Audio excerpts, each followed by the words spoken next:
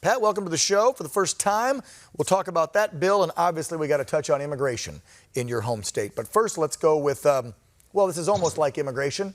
Let's just allow these really horrible, bad dudes, these 9/11 terrorists, to come to facilities in America where potentially there could be, I don't know, a break on the transfer once they get here. You're putting lives in jeopardy. Why would you want to close Gitmo? It's been working for decades. Dan, thank you for having me on. You're a great American, and I appreciate it. But you're absolutely right. I mean, the Biden administration had made this like a signature promise to close Guantanamo Bay, and it makes absolutely no sense. I thought we're supposed to put American citizens first and not put them in jeopardy and at risk. And that's precisely what this is doing. I mean, it's dangerous, it's reckless, and he's not considering the safety of Americans at all. But very simply, what our bill would do, because we filed similar legislation, was HR 1632, was we would deny taxpayer money for having these transfers to happen in the first place. I mean, the D.C. courts, a circuit court in D.C. in early 2020 has ruled that they are not entitled, the Gitmo detainees are not entitled to the legal protections that Americans have. So why would we bring them and give these, just like Nancy Mace said, the worst of the worst, these protections and privileges? They're murderers and they're terrorists. Well, this will transfer right into the southern border question for you. If we don't care that thousands of people are coming across our southern border, and by the way, I have a heart, I have empathy for the children, and especially for the women and children who are escaping horrible conditions in other third world countries. That being said, we also now know that we had terrorists from Yemen and the Middle East slip through in the last few months. We also know that we got MS-13 slipping through. And then let's not to mention all the coyotes and the drug cartels that are making hundreds, probably hundreds of millions of dollars on these thousands of people that are flowing through because they get them to the border and get them across. So let's talk about real security.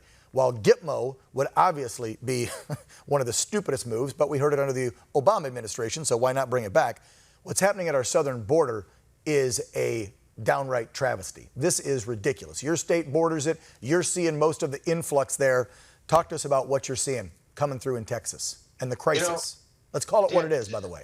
It's crisis. No, it is the Biden border crisis, and he created it. For 4 years, President Trump's policies were working marvelously. Stay in Mexico, because an open border is an immoral border. What the left doesn't want to let you know is over half of the women that are migrating illegally from southern Mexico and Central America particularly, they're being raped along the journey.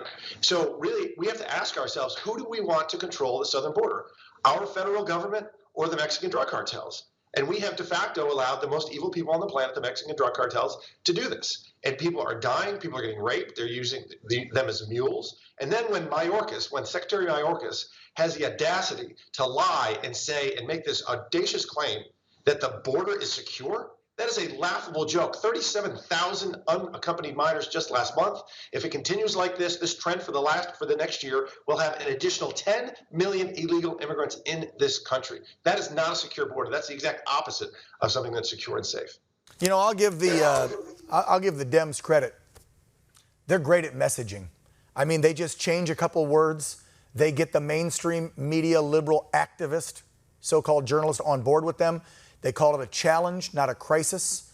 They call the containers and the cages, instead of cages like they did under Trump, holding facilities. They're breaking their own laws. They're holding kids for more than, what is it, Congressman, 72 hours? They're holding for 117 hours.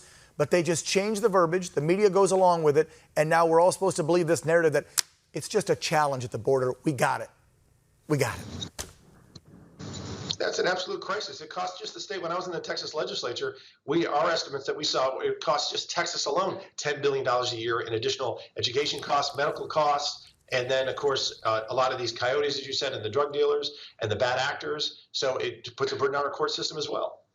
What's going on with housing? Because we've heard that they're shipping some to a base in Virginia. We had reports here where our home base is in Southern California that they saw planes at the airport the other day, I think in San Diego or LA, shipping some out to, I don't know where. We don't know where. Arizona's got to house them. Dallas is housing in a convention. Like, who's footing the bill for all this? Who's paying for the transportation? And then is it safe to put them in these facilities in different states? Because we have no background checks on these folks. Oh, and by the way, about 10% of them have COVID too, we've been told.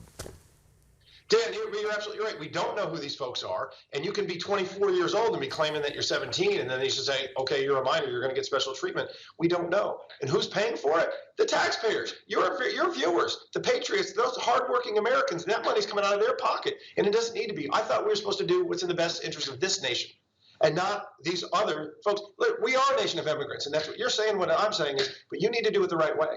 The 5 million people across this globe that are trying to get into this country legally, the ones that are respecting the laws and the rules of the country that they want to become a part of, those are the folks that it's un-American to let mass unlawful migration, let these people cut the line. We can't have one legal person come in, one legal resident of Canada come into this country because of COVID, but we're going to allow hundreds of thousands that we don't even know if they have COVID. That's going to create another health crisis. Yeah, I think the American people, not just conservative folks, I think the American people are seeing through these lies only 56, 57 days into the Biden administration. I hope to God they are, and that we right this ship in 2022 and again in 2024.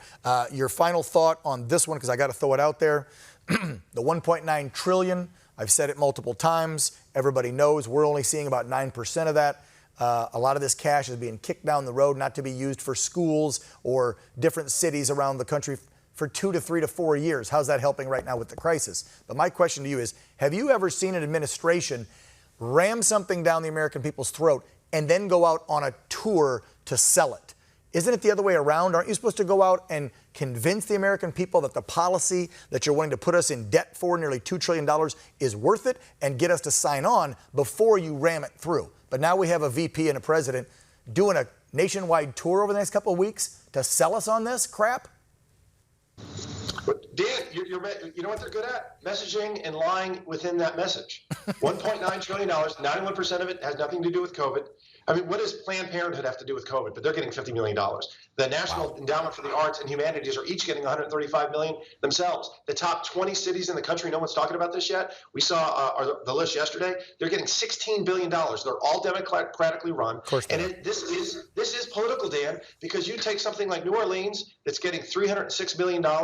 There's more people in the accompanying parish for Jefferson Parish, and they're a Republican parish. There's more people there, but they're only getting $80 million. Riddle me that. This is disgusting, and it's a complete waste of money. And let's put this in context. What is 1.9 trillion? It is 1,900,000 millions. That amount of money could take care of our defense spending for nearly 3 years, and they are burning it on things that we don't need. 1.1 trillion of it's not even going to be spent until next year, and they're not telling the truth to the American people. We need, it's incumbent upon patriots like yourself, me and my colleagues to get the truth out there, because the truth will win the middle, and the truth will win elections, because as we know, and we've just seen, elections have consequences. Yes, and this one, this last one is going to have some major consequences. It's already happening, again, in 50-some days. Pat Fallon, U.S. Congressman for Texas's 4th District. We appreciate you coming on the program and keeping it real. Take care.